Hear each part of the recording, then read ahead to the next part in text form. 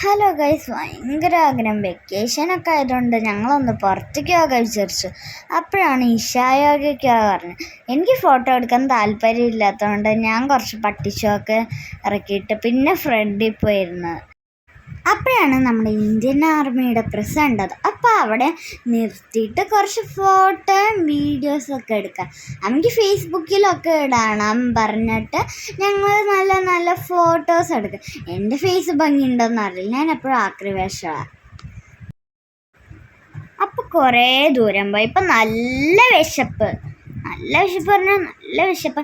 അപ്പം ഞങ്ങൾ അടുത്തുണ്ട് ഒരു തട്ടുകടയിൽ കയറി. അമ്മയുടെ ഫേസ് ഏകദേശം ഇഡലി പോലെ ആയതുകൊണ്ട് അമ്മയ്ക്കൊരു വട്ടത്തിലുള്ള ഇഡലി, ഞങ്ങൾ 2 ദോശയും കഴിച്ചു. സാമ്പാർ നല്ല ടേസ്റ്റ് ഉണ്ടായിരുന്നു.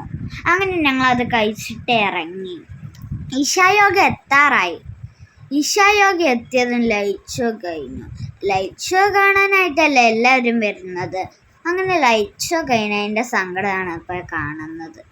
അപ്പം ഞങ്ങൾ ഷോപ്പിലൊക്കെ കയറാൻ പറഞ്ഞിരിക്കുമ്പോൾ അപ്പം കടലപ്രസാദം കിട്ടി. കടലപ്രസാദം ഞാൻ മേടിച്ചില്ല.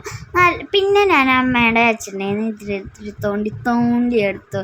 അവരുടെ രണ്ടാളിനെയും കയ്യിൽ നിന്ന് തോണ്ടി കഴിക്കണതല്ലേ ഒരു സുഖം. അപ്പം ഞങ്ങൾ കടയിലൊക്കെ കയറി.